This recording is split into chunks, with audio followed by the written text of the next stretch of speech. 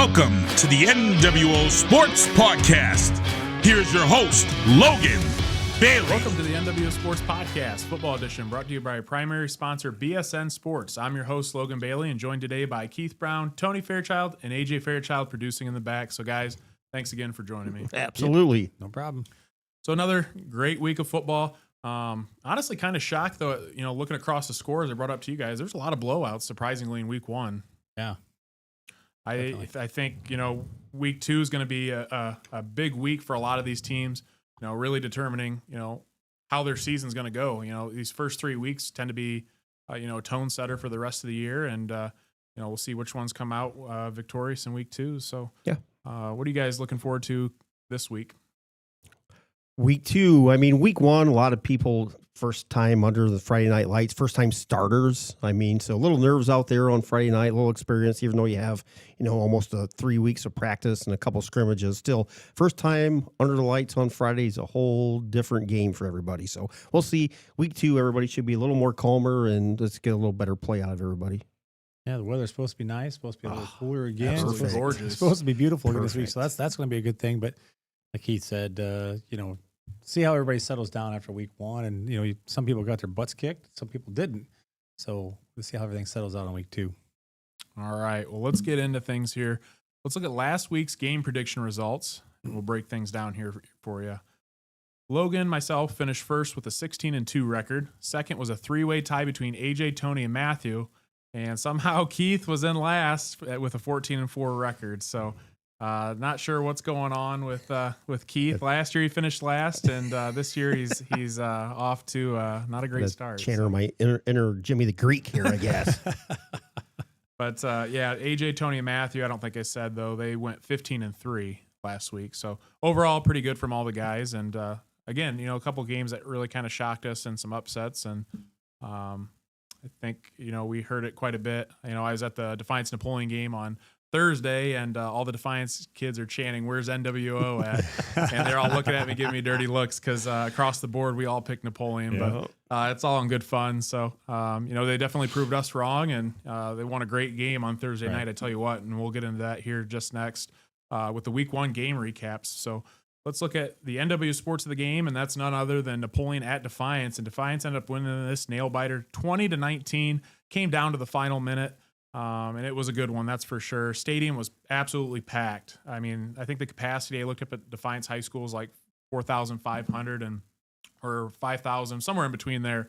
And the stands were full, two people deep, standing around the fence as well. Absolutely tremendous crowd. But at halftime, Napoleon and Defiance were tied 6-6. Looking at total offense, Defiance had 227 yards with 177 rushing. Napoleon had 239 yards of total offense with 142 rushing. Turnovers, Defiance had 3, 2 interceptions and 1 fumble. Napoleon had 1 fumble. In time of possession, both were nearly identical at 24 minutes apiece. So when you look across the board, Defiance and Napoleon, all the stats, other than the turnovers, Napoleon won the turnover battle 3-1. Other than that, they were pretty identical, neck and neck the entire way, which, was why the result was 20-19 at the end of the night. But let's look at some top players of note. From Defiance, running back Chase Camaso, 20 carries, 111 rushing yards, 5.6 yards a carry, good for 2 rushing touchdowns. And like I told you guys beforehand, he was the guy all night long. When Defiance needed a big play on offense, they gave the ball in Chase's hands, and he ran the rock really, really well. Even on defense, he made a couple solid plays too. Running back Kelton Gibbs, 13 carries, 61 rushing yards. He also made a couple plays on defense, also had a fumble recovery too. So solid performance out of those guys. On the Napoleon side of things, wide receiver Cole Sarrigan had 3 receptions, 48 receiving yards, 2 receiving touchdowns. Running back Hayden Grohl, 21 carries, 110 rushing yards, good for 5.2 yards a carry with 1 rushing touchdown. And quarterback Kelby Parsons was 9-14, 64%, had 97 passing yards with 2 passing touchdowns, and he also had 9 carries for 30 rushing yards. So, guys, again, the River Rock rivalry did not disappoint for another year. So what are your guys' thoughts about the Napoleon at Defiance game? For me, unfortunately, I had move-in day at BG last week, so I didn't get to join Logan at the game. Listened to the first half back on the radio with Mr. Dave Kleck. Always great listening to Dave, and got to watch the second half at home. Boy, oh boy. As Logan said, a heck of a crowd there. Yeah. I mean, standing room only, I believe. There's like doubled around the fences, it looked like. I mean, a perfect Thursday night. And what the cool thing on Thursday night is, I mean, that is the showcase game of the night. There's, you know, you go further south and there's a couple teams, you know, Columbus Grove, Pandora, Gilboa play on Thursday night, but absolutely phenomenal. It was cool to see all the other teams there as well. You know, Coach Eric Becker and the Tinora Rams were there, so I had to talk to them a little bit. And there's many other teams that showed up to go watch this football game. And just, you know, something that's cool in the area is, you know, all other teams can go and watch a football game together as a team. And, you know, something they can do for bonding too. Tight game till after the half. Then Defiance pulled away. I thought Defiance was going to win handily. Then it's like they did everything they could to hand the game to Napoleon. It's like 4 or 5 minutes to go, and it was 21-6. He thought Defiance was going to, you know, run away with it. But heck of a job by Napoleon to make a comeback. Scored, make it a 6-7 point game. And scored right at the end. They were with about 30 seconds to go and just didn't convert the 2-point conversion. Obviously, I think if George Eggers plays, it's probably a different outcome, maybe. But obviously, if you have a player like George Eggers, makes a whole difference on offense and defense. So I think coulda, woulda, shoulda. He didn't play, and Defiance has the River Rock. So a great game by Chase Comiso, and Defiance is 1-0. Yeah, I'm the same way with you, Keith. I think if Eggers plays, it's probably a different ball game. But you know, hats off to Defiance, and hey, they want to give us a bunch of flack for not picking them. That's fine. We'll take it. If it gives you guys the motivation to play harder, then I'm okay with that. Some locker room talk. Yeah, you hang it up in the locker room. Just keep playing it over and over again. That's fine. We're okay with that. But but I think if Eggers plays, it's probably a little bit different ball game. But like you said, Keith, Chase did a nice job for Defiance. You know, I like the call going for 2 at the end. I mean, I do too. You know, just go for it. Go for it. That's a rivalry game. I mean, you know, rivalry game. They had all the momentum in the fourth quarter. I mean, I think they scored 13 in the fourth, and including that Parsons to Sarrigan hookup for 13 yards. And I mean, they had got a extra point blocked, I think, in their first touchdown of the game as well too. So I agree 110%. You know, just with, I don't know. And again, you're in a tough situation, but you know, run right up the middle, and, you know, Defiance stuffed it. And, you know, all night I felt like Napoleon was kind of running on the outside, and they had a lot of success there. But, you know, Defiance's defensive line and in the interior, I felt like did a good job at clogging up the middle. You know, just one of those things. You know, obviously I'm not the coach in that situation, so you got to respect Coach Sweary's play call. But, you know, maybe you like to see, you know, something like sprint out rolling towards the pylon. I thought Kelby Parsons, like I said, played pretty solid. Was very efficient with the football, made a lot of good decisions. A couple passes, he dropped some dimes in. You know, that first touchdown pass he had to Sarrigan for 27 yards out. I was standing right there in the end zone, and he just dropped that ball right in the breadbasket of Cole's hands. And, you know, that was the first score of the game. And, you know, it set Napoleon off to, you know, a good start there. But I thought, too, you know, with Napoleon's passing game, with Espinoza graduating and Rubenstein graduating and Woods, you know, those are some top players.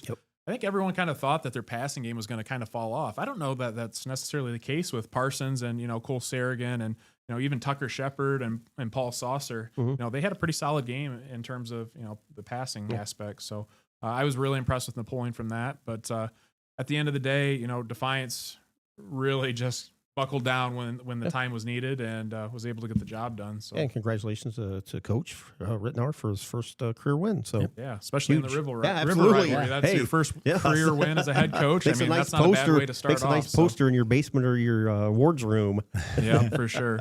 But so both teams definitely, I think, have some things to take away from that and learn. And you know, I think there's a lot of jitters on that Thursday night as well too. So especially for that crowd. I definitely don't think Napoleon's a bad team though. I think they've got a lot of potential, especially if they get Eggers back. You know, he's a big playmaker at running back and linebackers. So they get him healthy and you know, get things righted on the right track. I think Napoleon's going to be just fine this year too. So Defiance, you know, same thing.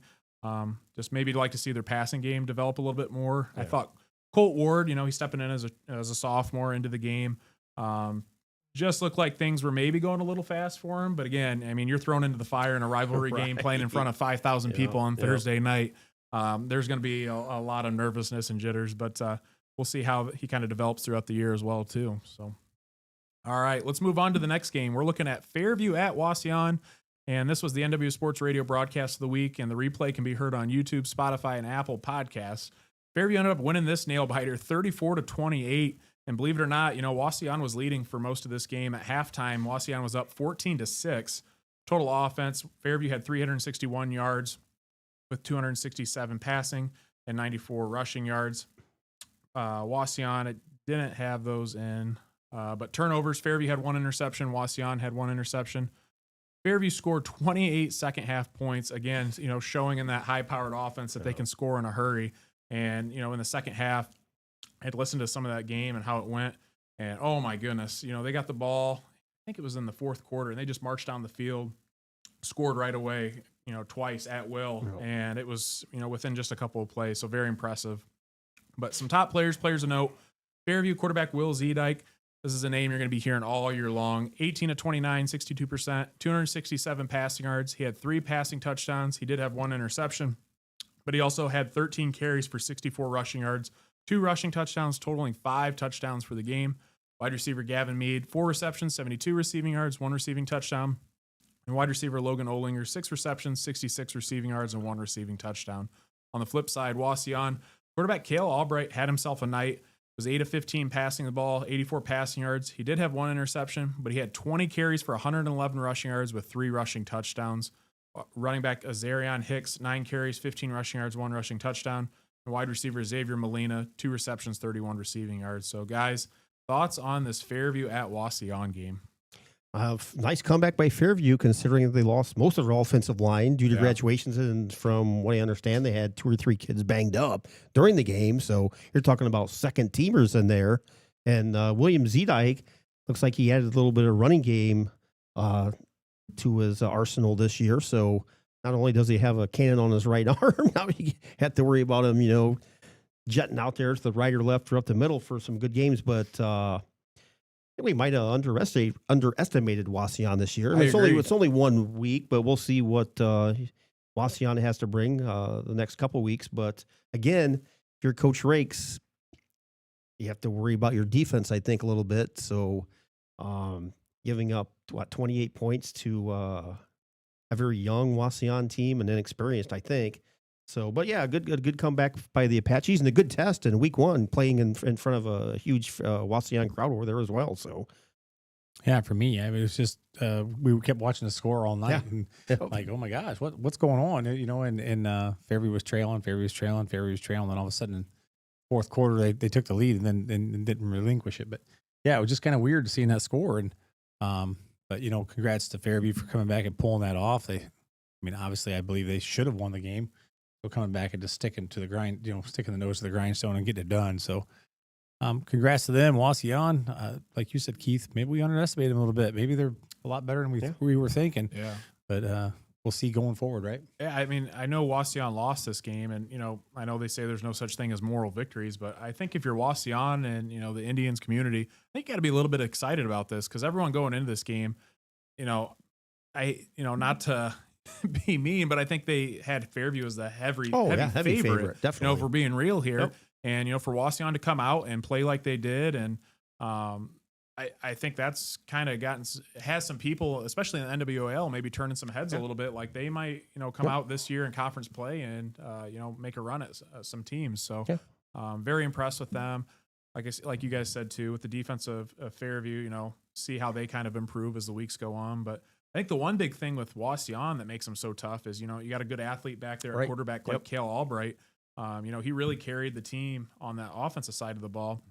But the nice thing is they ran him with the quarterback so often that you gain an extra hat, an extra blocker when you're running the football. And that can be tough to stop, especially if you're trying to scheme against it on defense. Because now, instead of having, X amount of guys, you're adding just one more guy to the fire, to pick up an extra block. So that can be tough for a lot of teams. Then just one other point I wanted to bring up is, again, just all the weapons Fairview has. 6 receivers registered receptions this game. It's just so much depth for Fairview. Gavin Mead, Logan Olinger, Gavin Garza, Jonathan Huffman, Brody Williams, and Kellen Beals. And, they're all solid receivers. Probably this year, Olinger was a first-team All-Ohio kid. Mead is off to a great start, too. There's honestly probably 3 kids on that list, and honestly, you could say probably almost any one of them that could be, all Ohio potential. Yeah. So those are nice weapons that Zedike has to throw to. So, Just very, very impressed with this game. And tell you what, this would have been a heck of a game to go at if you were a fan too. So coming down to the wire, another close game. Yep. Let's move on to the next game. Looking at Columbus Grove at Pandora Gilboa. This game was on Thursday night as well. And Pandora Gilboa shocked Columbus Grove, came out 22-21 with the victory. At halftime, Grove was up 14-0. And Pandora Gilboa outscored Grove 22-7 in the second half, including 15 fourth quarter points. Total offense, Columbus Grove had 300 yards, 196 rushing with 104 passing. Pandora Gilboa had 299 yards, 163 passing with 136 rushing. Looking at the turnover battle, Columbus Grove had 2 interceptions and 1 fumble, and Pandora Gilboa had 2 interceptions. Some top players of note from Columbus Grove.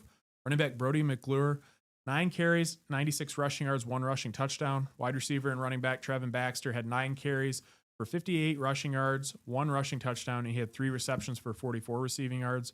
And then just got to give this guy a shout out for Pandora Gilboa. Had a heck of a game. Ben Burkholder, 27 carries, 122 rushing yards with 2 rushing touchdowns. Really tore things up for Pandora Gilboa over there. But guys, thoughts on the Columbus Grove and Pandora Gilboa game? Hey, I'll be the first to say, I was listening to our good buddy Michael Hearn and his cohort Chase Detro on this game Thursday night as well. Had that on the background of my phone, and in the fourth quarter, I turned it off when it was 22-7? Columbus Grove was ahead. I think so, yeah. So I just kind of turned it down and turned it off on my phone. And I honestly didn't know Columbus Grove lost until the next morning when I woke up. I was like, what? There's no way that this happened. But heck of a comeback by Pandora Gilboa. Good to see Landon Best back out there. Obviously, first game in probably just less than a year.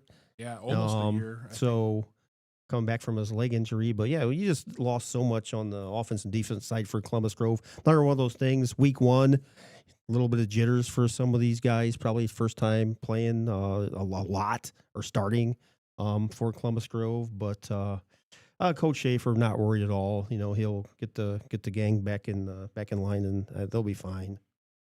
I mean, yeah, it was kind of a shocker. Grove's been so good for so long, and then you see the loss come up on the scoreboard. You're like, what? But no, Pandora Gilboa did a nice job. Burkholder, I mean, he was a workhorse for him. 27 carries for him, just carrying the rock and kind of put him on his shoulder and same game just like Defiance come back. Napoleon came back at the end in the fourth quarter. These guys come back in the fourth quarter, so just proves you just don't give up because these guys came out on top here. So. And, like your Pandora Gilboa, your Columbus Grove, you don't care that they lost a lot of kids due to graduation. Your goal is to beat Columbus Grove, who you hear about every single year, going to the Final 8, Final 4.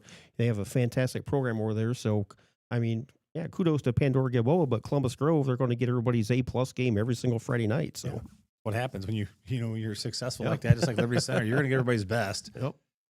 Yeah, and I think, too, obviously they were hit hard by graduation, but they still have a lot of good athletes there. And, maybe it's one of those things that, it's going to take just a little bit to figure out their identity, especially, look at the offensive side of the ball. I mean, they did score, 21 points, but the last 2 years you had a workhorse in Trenton Barraza back there, and, he's no longer there, which, everyone understands that. But, how easy is it sometimes just to give the ball to your best player, and now you don't have that in your pocket anymore. So got to kind of distribute the wealth a little bit on the offensive side, and defense too. They were up, they had a big lead, and then unfortunately they gave up 14 fourth quarter points. So just got to figure some things out there. But another tough one this week for the Bulldogs. They faced Liberty Benton at home. So that's a big time matchup because Liberty Benton had a nice quality win over Ottawa Glandorf, and Liberty Benton's got some solid athletes as well. So that's going to be a great game to go to this upcoming week. So Grove's, a lot of people have already talking too. Grove's home win streak, which I'd have to look up what it is, but they're putting that on the boards there too. But I think Columbus Grove's community will show up, and we'll see what they get. We'll save our predictions for later on. So. Grove actually has, one of the tougher 3 games stretches around this area as well. And PH at PH too, next week too. Wow. So. Yeah, easily one of the the top non-conference schedules that we cover. So them, probably Liberty Center, and I'm trying to think there's one other one. Yeah, Tinora has a solid non-conference schedule too. So All right, let's move on to the next game. A couple other games here. Looking at Archbold at Genoa. Archbold won this game 33-28. Another nail-biter game. At halftime, Archbold trailed 7-14. Total offense, Archbold had 387 yards, 224 rushing yards with 163 passing. Genoa had 367 yards, 215 passing with 152 rushing. Turnovers, Archbold had 0. Genoa had 2 with 1 interception, 1 fumble. Some top players to note from Archbold. Running back Ryder Ryan. And kind of coming into the year, we had talked, he was probably going to be the guy on that offense. And Coach Dominic had talked about, really establishing that run game. He did a nice job. 14 carries, 106 rushing yards, 2 rushing touchdowns. Quarterback Jarrett Rufenacht, 8 of 10, 100 passing yards, 14 carries for 109 rushing yards. Quarterback Maddox Pinner, 3 of 6, 51 passing yards with 1 passing touchdown. So just kind of looking at the box scores there, almost makes you wonder, are they running a true 2-quarterback system over there, trying to figure some things out? And wide receiver Morgan Harris had a great game too. 3 receptions, 66 receiving yards, including 1 receiving touchdown. And you'll see this later, and possibility of winning play of the week for us, but including an unbelievable one-handed grab in the end zone over the defensive back's back, and it was almost like Randy Moss-esque. So pretty solid out of him. And then from Genoa, quarterback Miles Mollenhau, it was 13 of 23, 57%, 215 passing yards, 4 passing touchdowns with 1 interception. So, guys, thoughts on the Archbold at Genoa game? Nice win for Coach Dominic and the Streaks on the comeback there. But we talked about the quarterback situation last week for Archbold, like we didn't really know as a general public what was going on. But yeah, heck of a game by the double quarterbacks there. I mean, 100 yards passing for Jared and 109 yards rushing as well. So nice double threat there. And then you throw in, Maddox. And yeah, that's a nice problem to have if you're going to use dual quarterbacks moving forward. But heck of a start for Archbold and a heck of a comeback on the road with that win at Genoa. Yeah, I mean, both teams evenly balanced. I mean, for the most part, rushing and passing. So, almost matched up evenly with the total yards and a heck of a game. And glad to see Archbold come back and win that at the end. But maybe Archbold's still trying to figure out the quarterback situation. So they're going to play them both for a little while, see who settles in. And both played well, really. I mean, if Rufenacht's going to run the ball for 109 yards, maybe just stick him in the backfield and do some trick plays with him. Maybe let him throw the ball once in a while from back there. I don't know. Yeah, I think too, like we had said with Archbold this year, I know personally I had a lot of questions with them. I really didn't know, what their identity was going to be, but I knew they had Ryder Ryan, who was going to be solid at running back, but the quarterback position had a big question mark too. And both of those guys played really well, and that's what you need. You need another offensive threat, and especially at the quarterback position, if they can develop one of those guys or, continue to run a 2-quarterback system, whatever's going to help them win ball games. But it's nice to see that they have a couple different options back there under center. So yeah, Coach Dominic, he's a solid coach over there. So fundamentally sound Streaks. Expect them to progress very nicely throughout the season here. Let's look at the next game here. Montpelier at Antwerp. Montpelier ended up winning this one 24-16. At the half, the Locomotives were up 6-0 on the Archers. Total offense, Montpelier had 336 yards with 178 passing yards, 158 rushing yards. Antwerp had 343 yards with 192 rushing, 151 passing. Turnovers, Montpelier had 1 fumble. Antwerp had 1 interception. Some top players to note from these teams for Montpelier. Running back linebacker Griffin Cooley, absolute beast this game. 9 carries, 122 rushing yards, good for 13.6 yards a carry. He had 2 rushing touchdowns. He also had 5 receptions, 115 receiving yards with 2 receiving touchdowns. And he had 1 game-sealing interception on defense. And quarterback Caden Sharps was 11 of 15, good for 73%. 170 passing yards, 2 passing touchdowns, but he did have 1 fumble. And then from the Archers, running back Gabe Clevenger, 17 carries, 118 rushing yards, 6.9 yards a carry, which again, for the Archers, we knew that they needed to run the ball a little bit more efficiently. There you go right away, and Clevenger has a solid performance.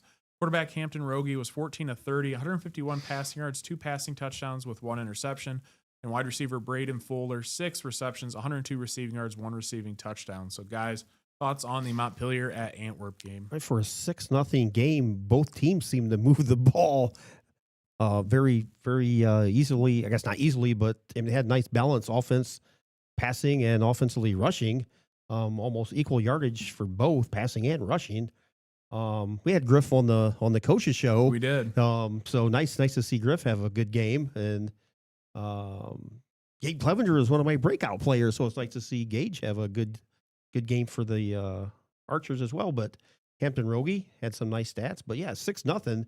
It's kind of a shocking score when you see both teams have mid 300 yardage. That was a halftime score. Oh, okay. My bad. Yeah, okay. 24-16. Yeah, my bad. My bad. But still, for them to score all the points in the second half. Right. Yeah. I had my screen lowered too low, so I didn't see that. I had the same thing. That's what I was asking. Thank you for correcting me.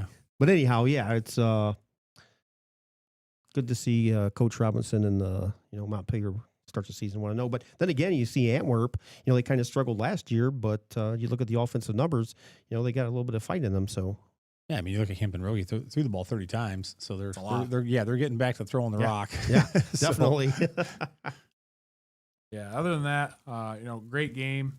Another one of the close ones in the area, and both teams definitely have something to look forward to. Even though Antwerp was on the losing side, I think they saw some good things again, like you said, out of Gabe Clevenger. Yeah. Hampton Rogie didn't have too bad of a game as well, and like Tony said, throwing the ball 30 times in a game, that's like getting back to Carson Ultimates type era. So I'm going to sling the ball a little bit and get it to your playmakers, and good to see Braden Fuller step up at wide receiver too. And I wonder if that's probably brother of Cam Fuller, I'm assuming. So a lot of athleticism in that family. So let's look at our last game here, and this was the game that we were covering with Tinora Rams Live. We're looking at Liberty Center at Tinora. Liberty Center walked away with this one 42-0. At halftime, Liberty Center was up 25-0. Total offense, LC had 387 yards, 229 passing yards, 158 rushing yards. Again, I'm going to say that 229 passing yards and just 158 rushing yards. Did anyone ever find an answer when the last time that Liberty Center had more passing yards, and we'll get to it too, but more passing yards, more passing touchdowns than they did rushing yards and rushing touchdowns? Yeah, we were talking to Mark in between the halves, and I think he said something about like 2008 or 2009. Oh, wow. Crazy. He was throwing out numbers from long time ago. So, but yeah, that's unreal. Incredible. Tinora had 144 yards of offense, 147 passing with -3 rushing yards. Turnovers, Liberty Center had 2, 1 fumble, 1 interception. Top players of note. Liberty Center quarterback Caden Kreinbrink, 11 of 14, 79%, 229 passing yards, 4 passing touchdowns, 1 interception. I thought Kreinbrink played exceptionally well on Friday night. And we'll get into that a little bit more here in just a minute. Tight end, defensive end Jackson Lawenzak, 4 receptions, 129 receiving yards with 2 receiving touchdowns. Kid was also a beast on the defensive side, had a nice sack on Owen Farrell, later in the game. Wide receiver, defensive back Thomas Moeller, 2 receptions, 53 receiving yards, 1 receiving touchdown, 1 interception on defense. And he also contributed 4 tackles with 2 pass deflections as well. And then Garrison Cruz, he had 1 rushing touchdown, 1 interception. From Tinora, wide receiver Dylan Shively, 4 receptions, 57 receiving yards. And tight end linebacker Josh Lieb, 4 receptions, 50 receiving yards, 1 interception on defense. So, guys, we were all there at this game. So, what were your thoughts? 42-0 Liberty Center. And for the 3rd straight season, Liberty Center scored on their first play from offense, which is hard to believe that that's possible. And we're not talking 1-yard touchdown plunges either. Right. We're talking 50, 60, 70, 80-yard one-play strikes in the last 3 years. Liberty Center, we say it year after year after year after year. They can't get any better. They can't get any better. They can't get any better. Well, I'm telling you what, if Kreinbrink is like this all year long, and you add a whole nother dimension to the Liberty Center offensive attack that is mostly rushing, they're going to be impossible to beat offensively. Defensively, maybe teams can outscore them, but there's nobody can stop this offense. If Kreinbrink, he was throwing lasers. He's a big kid. He's a lefty, and he was slinging it everywhere. He had 175 yards, I think, in the first half. And granted, Tenora's defensive backs, and we talked about Tenora's defense, they graduated a lot. I believe they graduated 8 players, and they got hit hard by graduation. So their secondary is very, very young and very green back there. But regardless, like you had said, there was one pass that he had, I think, to Jackson. Lonzak. Yeah, he had a heck there of a was first 4. half. defensive backs around the football, and Kreinbrink threaded the needle right to Jackson. And that was the first score, I believe. Yes. That was the very first score of the game. Yep. Incredible. And we just all kind of looked around like, uh-oh, this is the third year in a row. And, Kreinbrink's out there dropping dimes to start the game. And I think it's going to be incredible to see, how Liberty Center continues to use this passing game. But Thomas Moeller and Garrison Cruz both had good games rushing, but just overshadowed in week 1 by Caden Kreinbrink. Tinora on the other side, thought offensively, I just would like to see what would happen. Not that it would change the outcome, but Tinora had a good drive going on an opening drive, and they had a little bit of miscommunications on a 4th and short from about the Liberty Center 40-ish, probably. Yeah. And they had 4th and inches, and they had a little bit of mix up on the call and what they were going to do with the line, and the Liberty Center stopped them on the 4th and inches and recovered the fumble. But never know what would have happened confidence-wise had Tinora gone in and scored. But would it have changed the outcome of the game? Probably not. But, Tinora played well, I thought. But then again, you're playing against one of the better teams in the state of Ohio, so you're probably going to look bad no matter what you do for your offense and defense. So. Yeah, they look. I thought Tinora played pretty well for a period of time, and this with 67 kids, they're just Liberty Center was rotating some kids, and at least giving them a break on kickoffs, because at one time they did the kickoff, and I literally watched all 11 kids run off and 11 kids run on. So, if you can just get them a breather for a drink of water for that one play, if that's all it takes. But Liberty Center is just tough. Like Keith, you were saying, if they can pass the ball the way they run the ball, they're going to be hard to stop. But just more of the same, I guess. With Tinora, like I said, looked good for a period of time, but Josh Lieb had one hell of a game. Yeah, he did. He playing it all over. He was all over the place on defense. Doing everything he could on offense, making catches, but just wasn't enough. So Dylan Shively, give him credit. Had a good game on offense. Had a heck of a reception over on the sidelines, like one-hand reception. Then just a little punishment out on the reception. Hit one of the Liberty Center kids pretty hard. So, but work in progress. We'll see. But to gauge where Tenora's at after 1 week against Liberty Center, it's kind of tough to do. If they'd have poked it in after the Josh Lieb interception too, because they got credit on what 4 and couldn't get it right in the before end the zone. half. Yeah, couldn't get in the end zone. That's like you said. It's probably not going to change the outcome of the game, but it's a moral victory. Right. You scored, right? And I don't know, did Tinora score against them last year? I don't believe they did. I don't remember. But no. Anyway. Yeah, no, I agree with you guys.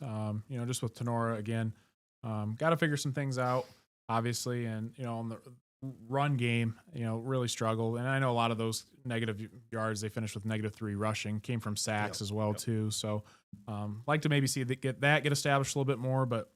Cooper Rapogel, I believe, got banged up a little bit in the second half, and some of the other kids did too. But that's just one of those things.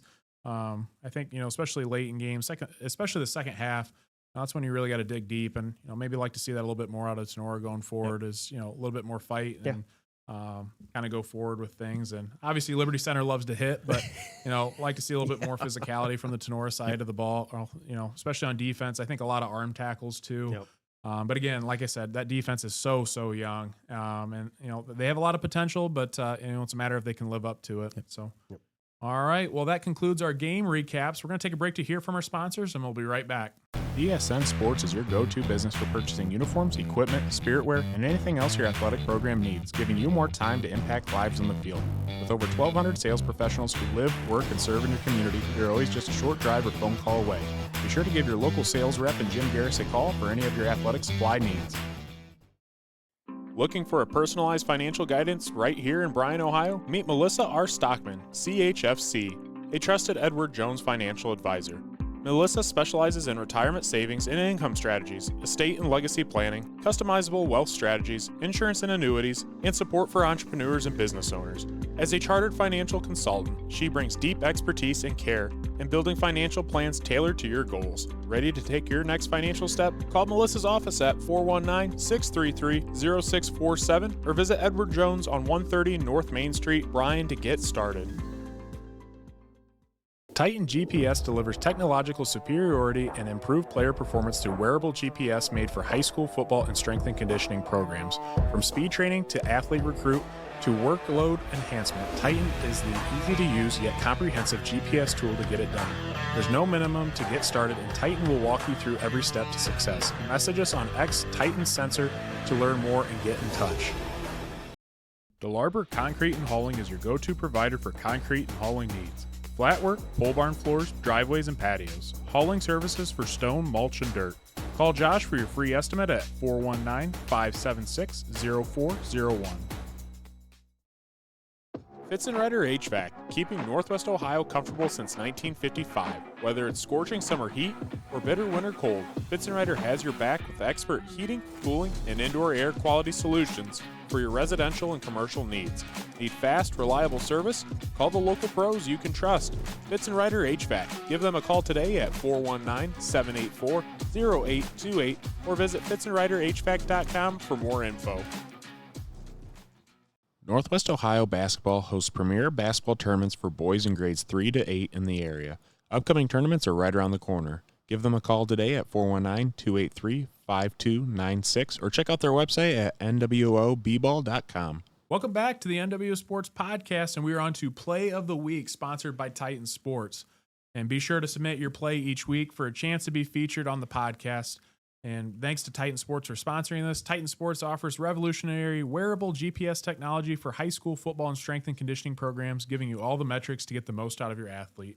And again, this week, numerous great plays were sent in. So let's take a look at some great honorable mention plays from Northwest Ohio that didn't quite make the NWO Sports Play of the Week. So check them out here.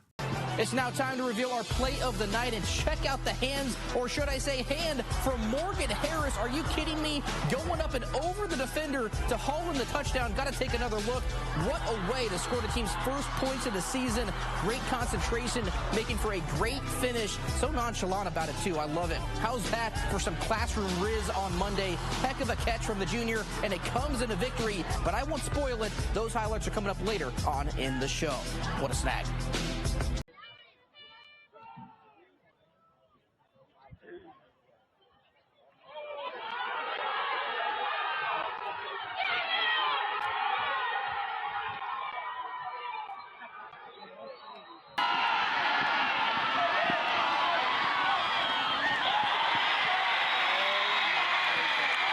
Touchdown, Wildcats.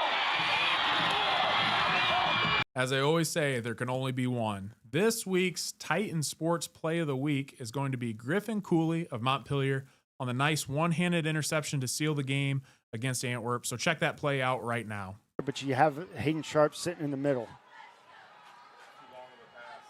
Options. Rogie over the middle. Pass is going to be intercepted by who else? Who else but the signature? So you guys had the chance to see the play. Griffin made one heck of a play. I mean, it sealed the game as well against Montpelier. So what are your guys' thoughts? Just standing in the middle, man. Went up tall, got that ball way up there with one hand and brought it down. Nice play. Yeah, that's a heck of an athletic play right there. Go up one arm, one hand, bring her down.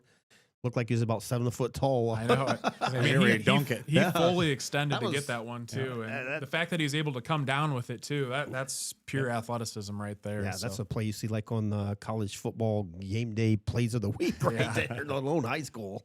So excellent job to Griffin from Montpelier. And he also had a great game for the Locomotives too, and was a huge contributor. So again, continue to submit those plays, and we'll showcase them here on the podcast. All right, we are into Player of the Week from Week 1, sponsored by BSN Sports.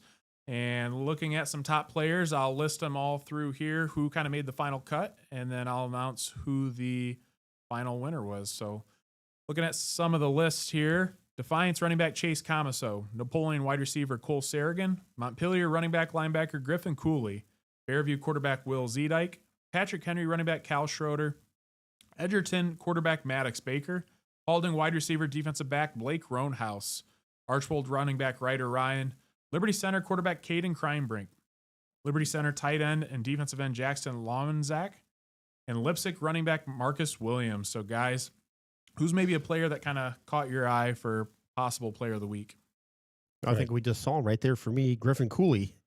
I mean, that play clinched the game, but 9 carries, 122 yards, 13.5 yards game, 2 rushing touchdowns, 5 receptions, another 115 yards, 2 receiving TDs. He had 4 total TDs, and like I said, we had him on the coaches show. Seems like he's a heck of a Great nice kid. So, but yeah, so that would be one of my nominees for Player of the Week is Griff Cooley from Montpelier. For me, from Edgerton, Maddox Baker, he's 130 passing yards, 1 passing touchdown, at 18 carries, 65 yards, 4 touchdowns. Just kind of threw Edgerton on his back, and that's what we said. Maddox Baker is going to be kind of their workhorse this year, but man, he had a great game the other night. Yeah, and after some talking and consideration, I think this kid that we're going to go with stuck out way more than anyone else this week, and that's going to go to this kid. 6 total touchdowns for the game. And we take the opening kickoff, 79 yards to the house, and another kickoff to the house for 83 yards. He had 14 carries, 167 rushing yards, good for almost 12 yards a carry, 4 rushing touchdowns. Unbelievable performance against a solid Lake team. And that's going to go to Lipsick running back Marcus Williams. I mean, hats off to this kid.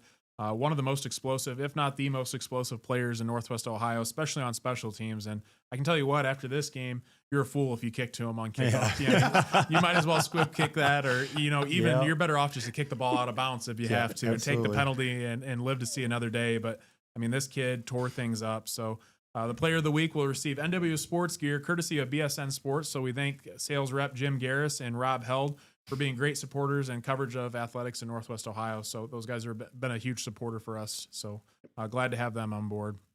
All right. We're going to go into week 2 power rankings here. Again, we didn't do a preseason one last week. I just got busy with a lot of other coverage stuff. So we're going to pick things up this week with the power rankings. And again, as always, I'll start from 26 and work our way all the way down to 1. And these guys will kind of give their thoughts and opinions on where these rankings are. So let's kick things off. Looking at number 26, North Central, 25, Swanton, 24, Hilltop, 23, Wayne Trace, 22, Ayersville, 21, Eden, and 20, Bryan. Thoughts on this group here? Looks You never good. know. Yep. Yeah, especially, and that's the thing too. Early on in the season, it's hard to truly tell, especially with some of these teams in the bottom half, what they're going to bring to the table. So kind of see as the season goes on. So let's go at 19, Antwerp, 18, Hicksville, 17, Montpelier, 16, Edgerton, 15, Tinora. Again, yeah. Maybe Antwerp could be higher since they won the game, but never know. Let's look at 14, Ottawa Glandorf, 13, Wauseon, 12, Lipsick, 11, Paulding, and we'll save the top 10. Yeah, maybe Lipsick could climb a little bit higher next week, but yeah, looks good. Coming in at number 10 is Van Wert, number 9, Delta, number 8, Archbold, number 7, Evergreen, number 6, Napoleon. Save the top 5. Yeah, looks good. Yeah. All right, nitty gritty. 5 is Defiance, 4, Columbus Grove, 3, Fairview, 2, Patrick Henry, and number 1, Liberty Center. Yeah, 4 and 5 could. We'll see what they do this week, but those could be your 2 if teams right there. But looks good. Looks good. Fairview being ranked 3rd after barely squeaking out a win, but you don't know. Yeah, and I don't think there's any dispue at number 1 with Liberty Center. I mean, no. They've been the top dog in Northwest Ohio. See if PH can take them out. Yeah, I mean, that's a well-anticipated matchup we'll see later in the year. And I believe that game's back at Liberty Center this year. So I believe so. Last year it was at Patrick Henry, and that was a close one last year. Yep. But, a lot of beef between those two squads that, have been on top of the NWOAL the last couple of years. And, it's interesting and cool to see Fairview at the top representing the GMC. And, yep. Again, close game with Wauseon. They were able to come out victorious. But, Fairview's got a lot of firepower and potential there too. And so definitely curious to see how things shake out throughout the year. But I think that was probably the most easygoing rankings that we've probably done over the last few years. Yep, so definitely. There's not much to argue about, especially early on in the season. Later in the season, that's when things get a little bit more interesting. So, all right. Other than that, we're going to take a break to hear from our sponsors, and we'll be right back with everyone's favorite, the Hot Takes, sponsored by BSN Sports. Under the lights this Friday night. While your team is taking hits on the field, who's got your back off the field? At Batt & Stevens Body Shop in Defiance, we tackle the toughest repairs, from fender benders to full collision restoration. Our iCar Gold Class team scores big on quality and service. Proudly serving Defiance County for over 40 years, with certified technicians, advanced diagnostics, and lifetime warranties. We work with all major insurance providers. Batt & Stevens Body Shop, the home team when your car takes a hit. Visit us at battandstevens.com or call 419-497-3111. Nestled in the heart of Sherwood, Ohio, Crystal Fountain Park invites you to say I do in a place where history whispers around every corner. Surrounded by 28 acres of woods, meadows, illuminated trails, outdoor chapels, a tranquil reflection pond, and fire pit lounges. Whether planning a wedding, rehearsal dinner, or elegant gathering, Crystal Fountain Park blends historic elegance with modern flexibility and heartfelt service. Visit crystalfountainpark.com or call 419-576-1910 today to book your unforgettable moment. RE/MAX Realty of Defiance has represented Defiance County for nearly 40 years. Located at 1401 South Jefferson Avenue in Defiance, we have 13 agents ready and available to assist you in home buying or selling needs. You can check out all the listings at www.remax419.com or call us at 419-784-3029. Let our years of experience go to work for you. The Drop Zone Pizzeria is the #1 voted pizza restaurant in the region. Check them out for pizza, wings, subs, and more. Located in Ayersville and Stryker, or ask them about their traveling food trailer. Experience award-winning care at Defiance Chiropractic Center, voted first place in the Crescent News Readers' Choice Awards Best of the Region. We offer chiropractic adjustments, acupuncture, DOT and sports physicals, and personalized wellness plans. Located at 1770 Jefferson Avenue in Defiance. Call 419-784-2300 today and feel your best naturally. Check out Tinora Rams Live. Live events broadcast on YouTube and post-game results, articles, schedules, and more can all be found on TinoraRams.com. Feel free to look up their Twitter, Facebook, and Instagram pages as well. Welcome back to the NWO Sports Podcast, and we are on to the hot takes presented by BSN Sports. So again, these are fan submitted, and they are anonymous. We won't reveal who sent them in. But again, keep sending these in each week because they're fun to talk about, and everyone loves a good hot take and a good discussion. So let's get things kicked off. And this first one is pretty interesting, and I have to laugh. I told these guys, the person that submitted this is a huge fan of the podcast, but they made a specific email as Hot Takes Burner and are submitting these. So again, someone is devoted definitely to sending us hot takes, and this was a pretty good one. So we're going to kick things off with it.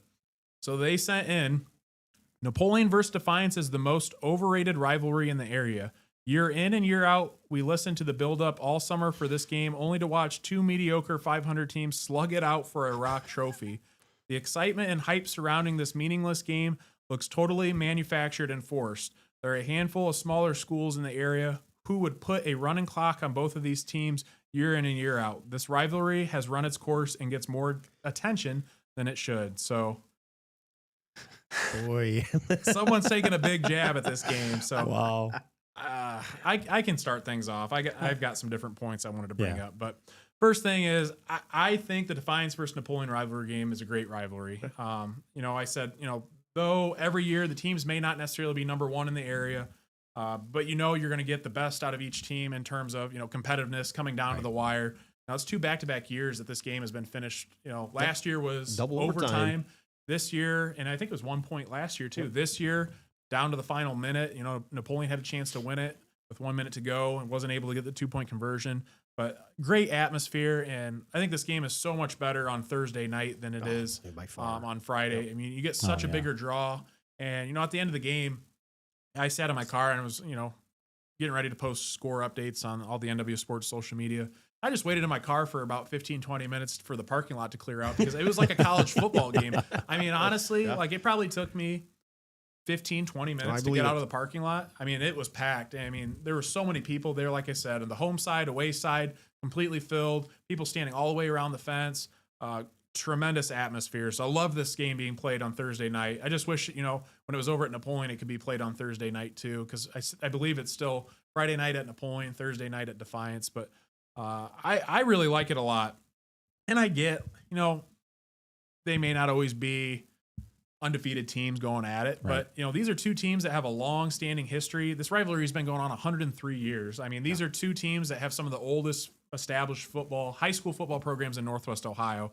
You know, this game, if I had to compare this game to a rivalry, I would probably almost compare it to like, you know, Army-Navy kind of type rivalry. Yep. So, where the teams aren't necessily really good, but they just I mean, they beat each other have up. good athletes and stuff, but I don't think it's necessarily like a game like you see like Ohio State and Michigan. Right. But, you know, I think that's okay too. So, what are your guys' thoughts on this? This person was taking a big jab at Defiance and Napoleon in this rivalry, but I don't know what your guys' thoughts are. I want to hear them. Several good points by you, Logan. The game's much better on Thursday than Friday. Everybody, like you said, like we talked about it on air, off air. Everybody on a Thursday night, this is a standalone game. Everybody from every community comes, watches this thing. When it's on a Friday night at Napoleon, it doesn't have the same luster because everybody and their brothers got their own Friday night game. Right. But I think this, it's about the game on the field for a lot of people, but it's like Ohio State, Michigan. This is like in the sense this communities. This game is talked for the entire year. Yes, I mean, they get bragging rights of this football game from, I don't know, whatever that date was on Thursday.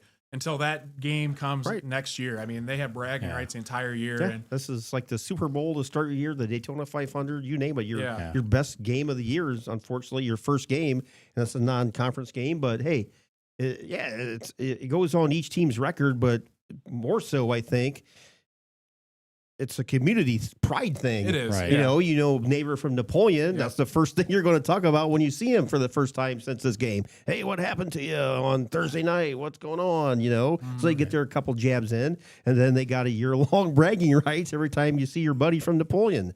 So I think, it's a great rivalry game, and to say that it's not living up to the hype and the luster.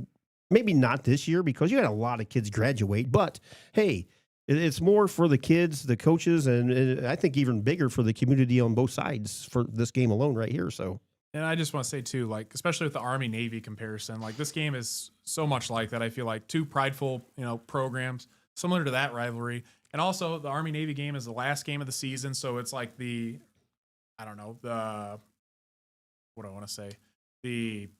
main spotlight showcase game, and that's the same with this game, especially when it's at Defiance. So I think playing on a Thursday night, I would like to see Napoleon pick it up on Thursday night as well. Just have it on Thursday night every time you play, and I think it'd be a lot more, like you said, it gets more coverage, it gets more people there, it just gets people excited, like you guys were saying, and just because everybody gets to go out and watch it. You know, it's on a Thursday night versus Friday where people got to, do I want to go to this game or do I, like you said, and then you get other teams and other schools coming and to watch it, but.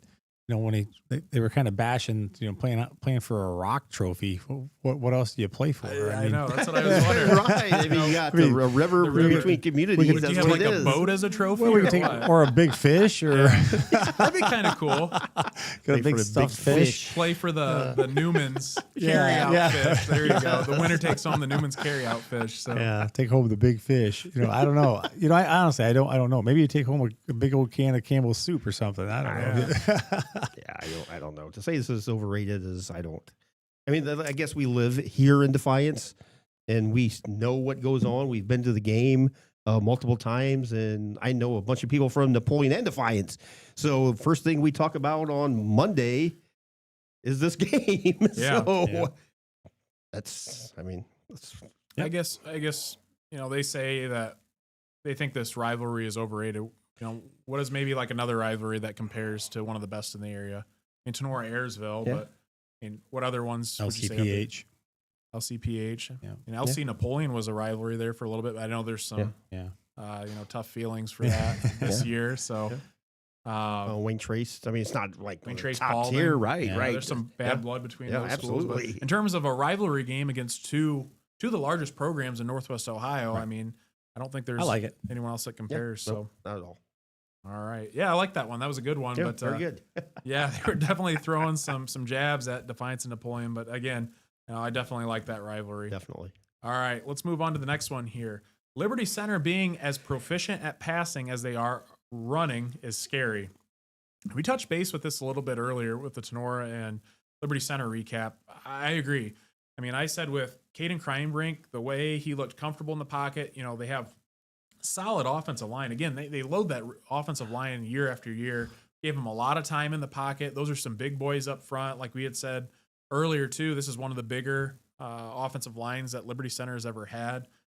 You got some solid guys up there, Hunter Spangler and Kellen Weimer and crew, and those guys are going to take care of business and give Kreinbrink a lot of time. But it was interesting to see, Liberty Center's kind of spread things out a little bit and got the receivers open, and it was good to see guys like Launzik step up, and they had other guys too, Ethan Gray and Moeller and Garrison Cruz kind of get the ball a little bit too. So what are your guys' thoughts on this? You guys all witnessed it Friday night. Yeah, we and Coach talked about at the end of the first quarter, and even like off camera at the end of the first quarter and halftime. It's like Jackson Launzik. We never even talked about this kid or even heard about him. And we said too, he's almost a kid that gets kind of overshadowed when you have guys like Garrison Cruz and Thomas Moeller and Hunter Spangler. You get these big names, and he showed out. I mean, he really impressed me on Friday night. And you had a threat like that to your passing game, for Kreinbrink to throw the ball to a large target. That's another huge addition to that offense. I mean, Kreinbrink's a bigger kid too. I mean, he's just going. I don't think he's going to be afraid back there. I think last year, coming in and out as a starter, getting some platoon time helped him out this year. But he stood back there with a lot of confidence. You don't see too many left-handed high school quarterbacks, and I think he's not going to be afraid to stand back there and take a hit or two, and he's not just going to take off if he feels the pressure. But yeah, if Liberty Center can prove that they can pass the ball for 100, 150 yards a game, what do you stop? I mean, you got two of the better backs in the area, in Thomas Moeller and Garrison Cruz. Either one of those teams on a team by themselves would gain, with a good offensive line, 1,500 to 2,000 yards. Oh, agree. Individually. I agree. Right. And now you throw in a quarterback with confidence and a strong arm and a decent receiving core, as we saw. I mean, I can tell you what, too, if you're a defensive coordinator, maybe in years past, that Liberty's going to run the ball, but you see that they can throw the ball, you might as well just throw your papers and hands up in the air. What do you do? Say, what do you do? I mean, I don't know. It's exactly what Liberty Center looked like they did. Tinora came in, was going to stack the box and prevent them from running, and LC says, okay, well, if you guys are going to do that, watch this. And, I think they had a plan of attack to pick apart that inexperienced defensive backfield and did a nice job of it. And then in the second half, we talked about it at halftime. You're going to see the ground and pound now. And that's what they started doing in the second half, was kind of pounding the ball. And so LC they did an awesome job throwing the ball. We'll see what they do when they get up against a team that's got some defensive backs. I was just about to say, they picked against Eastwood team coming up this week. Eastwood's probably pretty solid. Yeah. I mean, they're always a terrific team, but we're going to find out, like you were saying, if they're contenders in the passing game or pretenders against a solid team like Eastwood. Yep. So.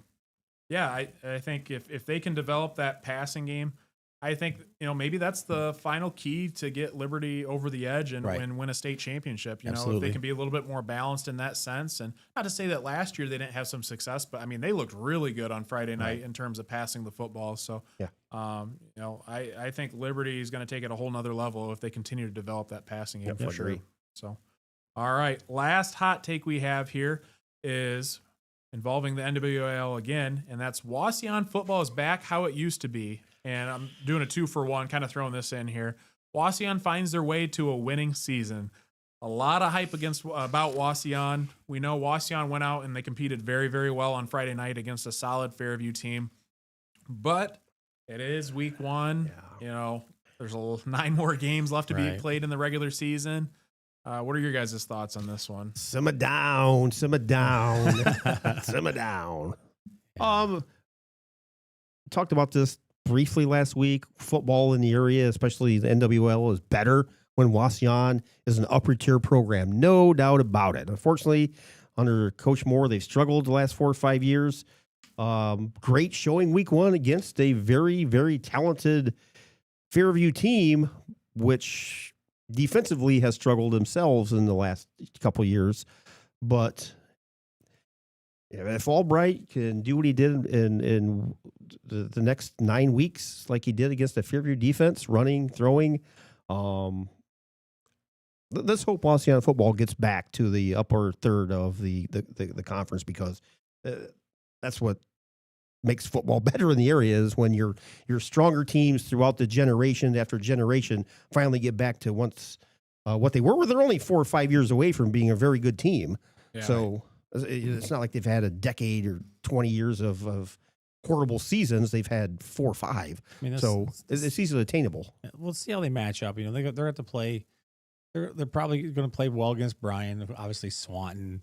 You know, those two. But then they got to play a good Delta team. Yeah, Evergreen.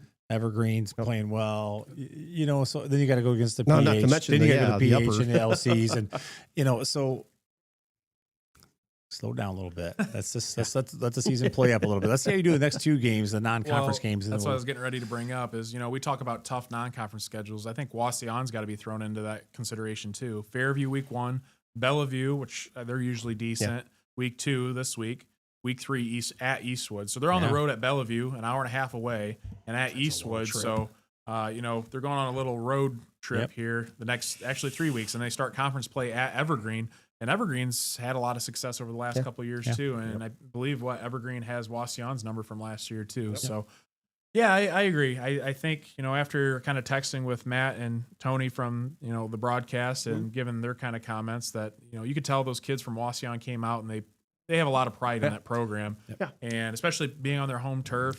I think there is just a different vibe this year from what I'm hearing. I miss we used to play Wauseon in non-conference. Tinora did. Yeah. I played against them twice and we lost twice. And I miss going over there to Wauseon and just to see that whole neighborhood tailgating. Yeah. Like everybody in the back of the stadium there would just tailgate on their front porch out there. And that was great. You had all the, you know, fires, the burgers and brats on the grill, and just a nice atmosphere over there at Wauseon. So if they can get back to winning football, it's just better for everybody in the area. So yeah, no, I totally agree, and you know, hopefully they do have some success this year because you know I think that community has been very patient and they want to see some results. Definitely. So that's one thing is, you know, people's football, you know, unlike any other sport, I feel like if you're not winning, I mean.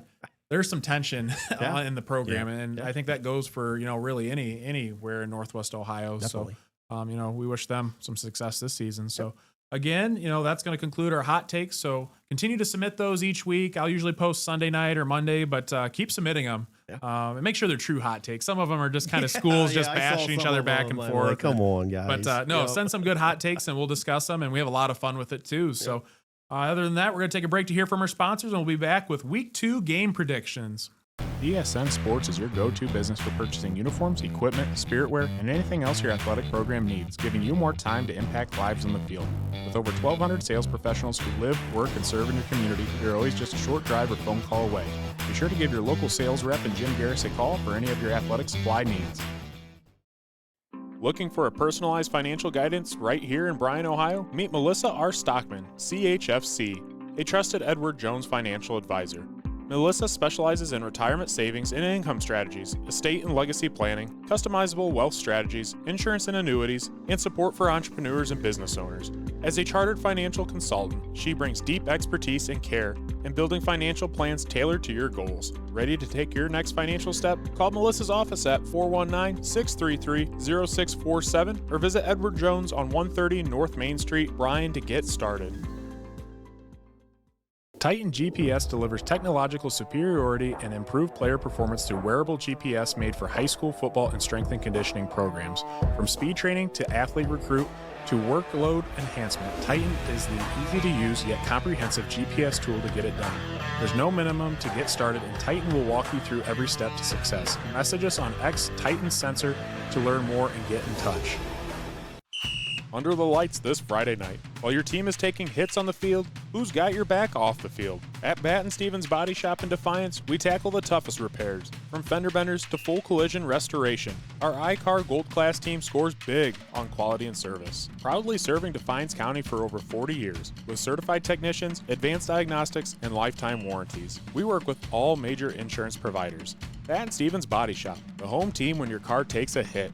Visit us at batandstevens.com or call 419-497-3111. Fitzenreiter HVAC, keeping Northwest Ohio comfortable since 1955. Whether it's scorching summer heat or bitter winter cold, Fitzenreiter has your back with expert heating, cooling, and indoor air quality solutions for your residential and commercial needs. Need fast, reliable service? Call the local pros you can trust. Fitz & Ryder HVAC. Give them a call today at 419-784-0828 or visit fitzandryderhvac.com for more info.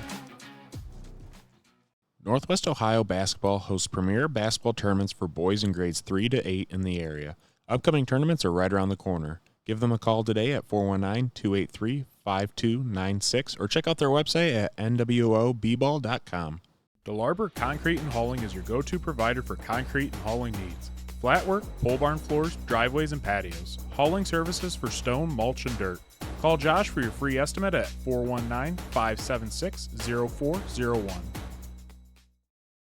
Nestled in the heart of Sherwood, Ohio, Crystal Fountain Park invites you to say I do, in a place where history whispers around every corner. Surrounded by 28 acres of woods, meadows, illuminated trails, outdoor chapels, a tranquil reflection pond, and fire pit lounges. Whether planning a wedding, rehearsal dinner, or elegant gathering, Crystal Fountain Park blends historic elegance with modern flexibility and heartfelt service. Visit crystalfountainpark.com or call 419-576-1910 today to book your unforgettable moment.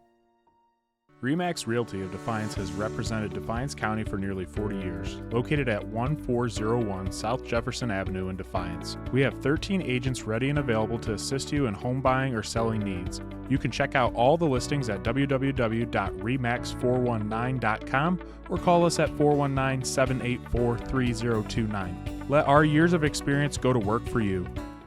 The Drop Zone Pizzeria is the #1 voted pizza restaurant in the region. Check them out for pizza, wings, subs, and more. Located in Ayersville and Stryker, or ask them about their traveling food trailer.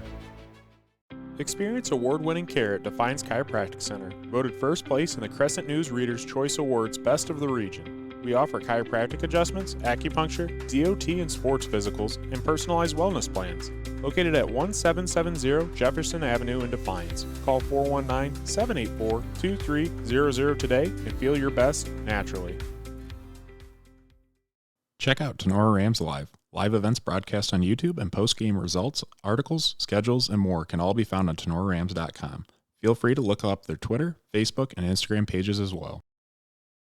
Welcome back to the NWO Sports Podcast, and we are on to Week 2 game predictions. So let's look at things here and see what our picks are. Let's start things off. We're looking at Ayersville 0-1 at Patrick Henry 1-0, and this will be the NWO Sports radio broadcast of the week, so make sure you tune into that on YouTube and Network One Sports. Looking at the two teams, Patrick Henry, we know they've got quite a bit of talent back. You know, Grant Smith, the best defensive player in Northwest Ohio, I'll say that right now. Leading the charge on defense. Offense, I believe it was Tristan Rosebrook had a pretty solid game for them as well, too.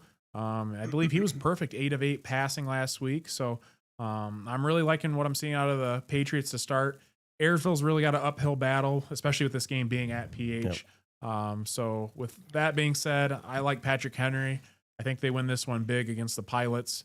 Hopefully Ayersville proves me wrong because they've got some big boys up front and return a lot of offensive line experience. But I think Patrick Henry is going to be a little bit too much for them in Week 2. So I'm going Patriots. Yep, Patrick Henry big over Ayersville, getting ready for that big Week 3 showdown. I am going to have to go with Patrick Henry. PH for me. And Matthew had Patrick Henry, so Patrick Henry across the board.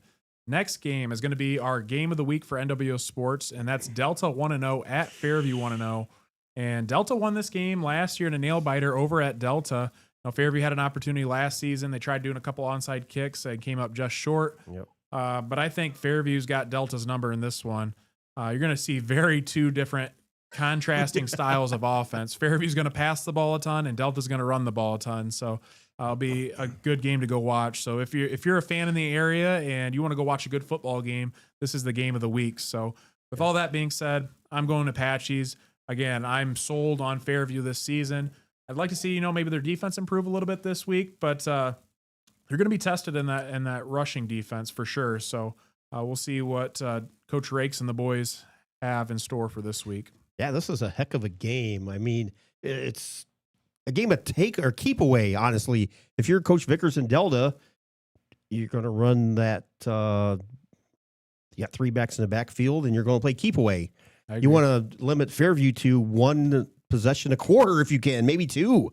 So this could be a very low scoring game. And if this game was at Delta, I would probably take Delta. It's at Fairview. So I'm going to take Coach Rakes and the Apaches. Yeah, definitely being at Fairview. I'm going to say Fairview's got this one. It's going to be, like, you're right, probably a low-scoring game. Fairview for me. And Matthew had Fairview as well. So Fairview across the board. Next game, Hicksville 0-1 at Swanton 0-1. A battle of two teams that came off two tough losses week one. So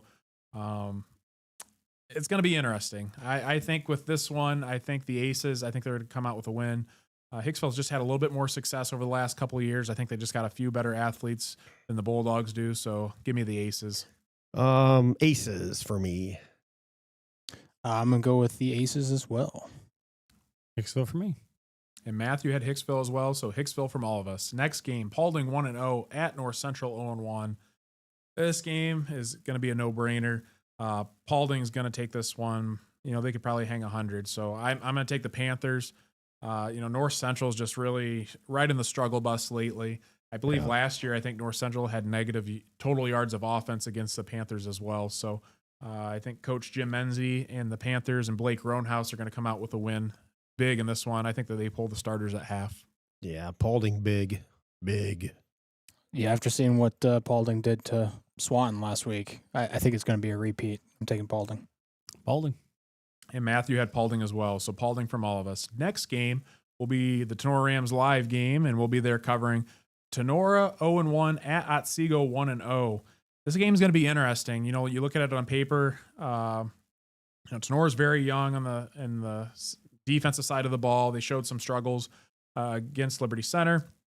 Otsego, I think I heard there's rumor they have 67 kids on their team. That's what I heard. I'll have to look at the roster, but they're 1-0. Coach Craig Rutherford, he's a Hall of Fame type coach too. Tenora's going to have their hands full, and that's for sure. After looking at some things, being at Otsego, I know last time we were over there, Tinora ended up pulling out a doozy and ended up winning it. That was a heck of a game.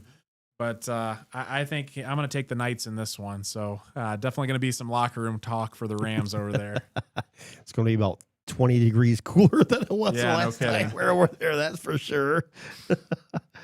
I think Tinora gets back on the winning track and taking the Rams. I'm going to go with Tinora as well.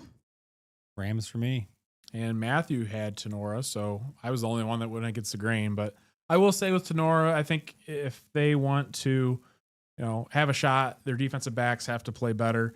And on defense, they got to definitely wrap up. On the offensive side of the ball, they got to establish that run game a little bit better. I know they have some players that are banged up, but if they can establish that run attack, to open things up for the passing game and Owen Farrell, I think they have a shot. But I think this game is going to be a good game. I really do. I mean, the last, 2 years, it's been really, really close. And this has been a solid game every single year. And it really a toss-up, either way. So going down to the last 1-1 is the record against these two teams. So, whoever wins this one, I believe this is the last game it's a 2-year, or was it 3-year contract? I think they still have it. Again? Yeah, I think they have it renewed. But yeah, so we'll see who comes out winners on Friday night. Yep. Let's look at the next game. Wayne Trace 0-1 at Spencerville 0-1. Wayne Trace lost a tough game against New Bremen. Lost that one big. Definitely, a lot younger than what they were last year. Spencerville, I don't know too much about, but I think after kind of, looking at the two and comparing them, I think I'm going to take the Bearcats and Spencerville. I think Wayne Trace has got to find their identity this season. I think it takes them a couple games to figure that out. So give me Spencerville. Yeah, it's one of those games in week 2, you don't know really what direction either team is going. Games at Spencerville, so I'm taking Spencerville. I'm going to go ahead and go with the Wayne Trace Raiders. I'm going with you, Keith. It's home game for Spencerville. I went with Spencerville. And Matthew had Spencerville. So AJ was the only one that went against the grain with Wayne Trace. And I feel like AJ has always had a special place in his heart for Wayne Trace. So he likes the Raiders over there in Paulding County. All right, next game, we are looking at St. Henry at Archbold. And again, St. Henry historically is a solid program. Week 1, I believe they beat Salina 31-7. Archbold came out victorious against a Genoa team that came down to the final wire. I think I'm going to take St. Henry in this game, especially with beating Salina. I think they're just going to be a little bit too much for the Blue Streaks in week number 2. So give me St. Henry. Yeah, it's another one of those. You wish this game was a couple weeks from now so you'd have a better feel on either team. But for now, I'm taking St. Henry. I'm going to go with Archbold. Just I think for the resolve that Archbold showed, I think they're going to fight. Archbold for me. And Matthew had St. Henry. Next game, looking at Bryan 0-1 at Bowling Green 0-1. Again, Bryan, has really been putting in a lot of work and effort. Coach Staten is, running the boys and trying to get them over the hump, but they've just had a little bit of trouble over the last couple of years. Bowling Green, they're a little bit out of our coverage area. I think this game being home at Bowling Green and, with Bryan, coming off a tough loss to Van Wert, I think Bowling Green comes up winners in this one. Bowling Green Bobcats for me. Bowling Green. BG for me. And Matthew had Bowling Green as well. Next game, looking at Ottawa Hills 0-1 at Evergreen 1-0. Something I didn't know, Ottawa Hills, I believe their running back, I can't think of his last name. Pillarelli. Yeah. Transferred to Springfield, I think, or St. Francis. St. Francis. He transferred to St. Yes. Francis, Yep. and I didn't realize that. Yep. And he was one of their best players. So, I think Ottawa Hills is definitely not the Ottawa Hills of last season or, maybe years before where they kind of dominated that tack. So I think with that being said, this game being at Evergreen, I think Evergreen's still going to have a really, really good year this year under Coach Coles. Bryce Bolger has been there. Like we said, he seems like he's a 6th-year senior over there at Evergreen. Will Roots and a lot of other great players, J.J. Johnson, Joey Okos. The list goes on and on. But I think the Vikings take this one, and I think they win. I think they win fairly handedly. I think they win at least by 2 scores or more. So yeah, like you said, Logan, I was impressed by the Evergreen kids and Coach Coles when they came over for the coaches show. But taking Evergreen. Evergreen. Evergreen for me.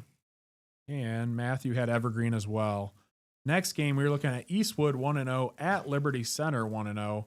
Again, Eastwood has always historically been a solid program. They're coming off a 40-21 win against Kenton.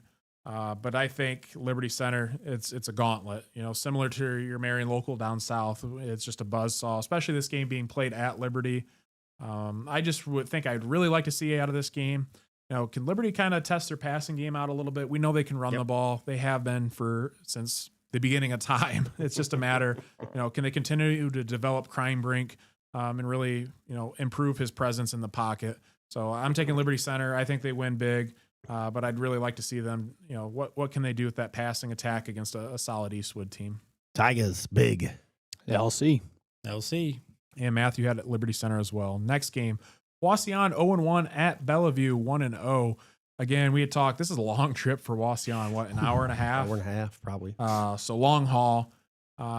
Wauseon definitely had a solid outing against Fairview, so I think that they definitely put up a fight against Bellevue, but I think at the end of the night, Bellevue takes this one. Bellevue for me. Just because of the long drive, I'm going to go with Bellevue. Same here. And Matthew had Bellevue as well. Next game, Woodmore 1-0 at Montpelier 1-0, and this game took me a little bit to kind of decide.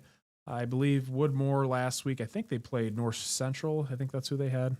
One of the teams, and I can find out real quick. Just want to check. They did. They beat North Central 0-50 or 57-0. So definitely took care of business week 1, but we know kind of North Central's down a little bit. Montpelier, on the other hand, played a good game against a solid Antwerp team. So I'm going to take Coach Andy Robinson and the Locomotives. I think with Hayden Sharps playing very well last week. Kind of getting into a rhythm. Griffin Cooley, unbelievable performance last week. If they can continue that up, especially with this game being at Montpelier, I think they come out with a win. So give me Montpelier. Montpelier for me. Locos for me. And Matthew had Woodmore, so Matthew was the only one that went against the grain. Next game, this is going to be a big game, I tell you what. Liberty Benton 1-0 at Columbus Grove 0-1.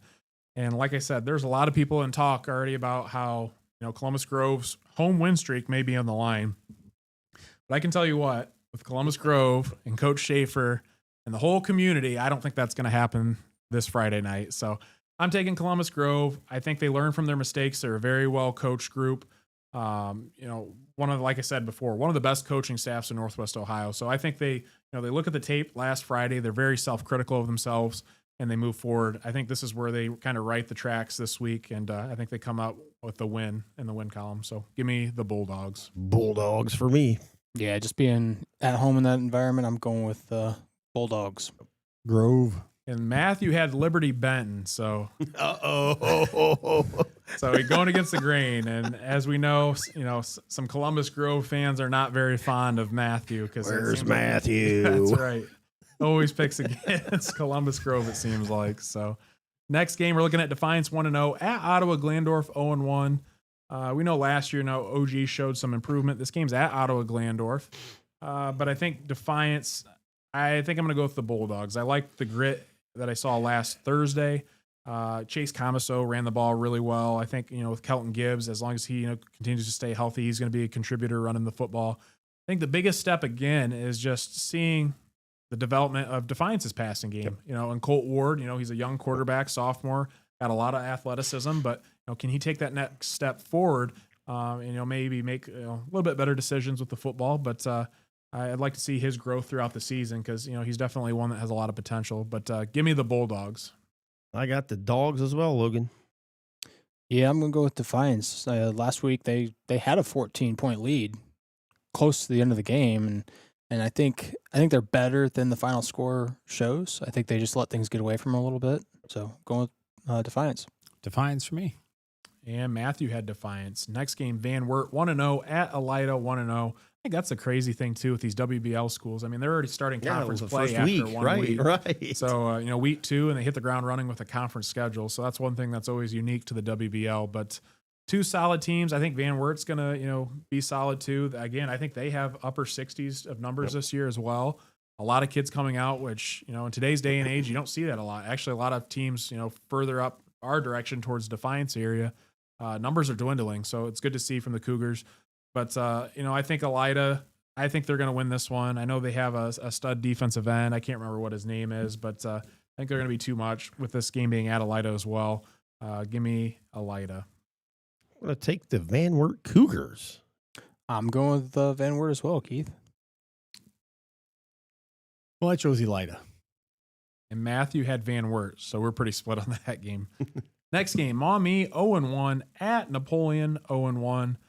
I believe Maumee, they lost to, I think, Springfield week 1, which Springfield the last couple of years has been pretty rough. And, Coach Karchner's up there at Maumee. Last year had a winning season, made the playoffs. I believe they had, 8 or 9 wins possibly too. So a lot of success. But this year, I don't know what happened. Kind of got off to a bad start. Napoleon's coming off a tough 1-point loss to Defiance. But I really like Napoleon. I know they lost last Thursday, but they've got some solid athletes coming back. Like I said, I really like Kelby Parsons. Hayden Grohl ran the ball really well. Gherkin on the defensive side of the ball was a ball hawk too. They've got some athletes, and if Eggers is healthy, that's just another addition to the offensive and defensive threats for the Wildcats. But I think Napoleon wins this one handedly. Give me the Wildcats. Cats for me. Napoleon. And Matthew had Napoleon. Next game, Van Buren 1-0 at Lipsick 1-0. With this being said, no doubt in my mind, Lipsick's winning this one. When you got guys like Marcus Williams on all assets of the football, offense, defense, special teams, and he has, like I said, he's probably the most dangerous returner in all of Northwest Ohio. I mean, that's probably even Toledo area too. I mean, kid's phenomenal, and the speed he has. I think Lipsick and the Vikings, I think they win this one big. So give me Lipsick. Yeah, for all you small college recruiters out there, make sure you get a look at this kid early. Get in before somebody snags him. I mean, last year he probably had maybe 3 or 4 I think so. Kickoff and slash punt returns, and this year he starts off the year with 2 of them. Quick and elusive, and definitely can keep your excitement, eye on. No doubt about it. So I'm taking Lipsick. I'm going to go with Lipsick as well. Vikings for me. And Matthew had Lipsick, so Lipsick from all of us. Next game, Antwerp 0-1 at Eden 0-1. I think this game is going to tell a lot about both of these teams. I mean, I think you look at paper and coming into this game, these teams are probably fairly even coming into it in terms of players and skill set. But I think the big question is with Eden. They graduate. Their starting quarterback and Kyler Sapp last season was the guy that took over for Drew Gallahue. I think they're still trying to look for that guy, and if they can develop that passing attack, which we know they struggled against Edgerton. Antwerp, we saw they threw the ball with Hampton Rogie 30 times last game. And again, they established that run attack as well. So I think Antwerp goes into Eden, and they take this one, and Coach Hale and the boys ends up with a win. Yeah, I don't know who the groundskeeper was for Eden, but good Lord, that's a magnificent field. That is just, so nice, so nice. But games are not won because how your grass looks, unfortunately. So I thought Antwerp played and looked good in the first week, so I'm going to take the Archers. I'm going to go with Antwerp here as well. I'm going against you guys. I'm going Bombas. Whoa. And Matthew had Eden as well, too. So maybe Tony and Matthew know something we don't know. Yeah. I doubt it. Next game, Edgerton 1-0 at Hilltop 0-1. I think Edgerton is going to go into Hilltop. They take this one fairly easily. Like I said before, with Edgerton, they kind of have an easier non-conference, but they have the potential to go, they won last week versus Eden, win this week versus Hilltop, Montpelier next week, 3-4. Week 4 is against Antwerp, week 5 Wayne Trace, week 6 Ayersville. I mean, they could be 6-0 against Paulding coming up, so they have a lot of potential to really kind of run away with things. But you got to take it week 1 at a time if you're Coach Flegel and the Bulldogs. But I like Edgerton's chances in this matchup, so give me the Bulldogs. Dogs for me. Edgerton for me. Is it too early to pull out the road grader? Yeah, Edgerton for me. And Matthew had Edgerton. Couple 8-man games. Stryker 0-1 at North Adams Jerome, which I don't believe they played. We have last year's record. They were 1-8. Stryker played Holgate tough, but unfortunately, Holgate pulled that one out. I'm taking Stryker this week. I don't know anything about North Adams Jerome, so I'm taking a local team and Stryker. Yeah, I'm starting my local team run streak here for the 8-man. I'm going Stryker. I'm going against the grain, guys. I'm going with North Adams. And Matthew had Stryker. I think AJ, didn't you pick Stryker every game? Well, last I year? picked Stryker and Holgate We'll every get you a game. Stryker jersey to start wearing around here. Last game, it's 8-man football. Camden Frontier, Michigan. Again, don't know much about. It's 2-7. Was last year's record at Holgate 1-0. Holgate had a good showing out against Stryker. With Holgate being at home, and I think they got a handful of decent athletes. I'm going to take the Tigers in this one. So give me Holgate. Holgate for me. All right, Tigers. Holgate. And Matthew had Holgate as well. So Holgate across the board. Well, guys, that concludes the podcast. What are your final thoughts? For me, I have one bit of minor trivia question out there. Give Logan an email, and I'll give the winner, if they guess it correctly, a Tinora Rams Live t-shirt. For the first time in a couple years, I was a little busy tonight. I had to go to Tinora, set up volleyball for Michael because this is his first volleyball game of the year, so I had all the equipment with me.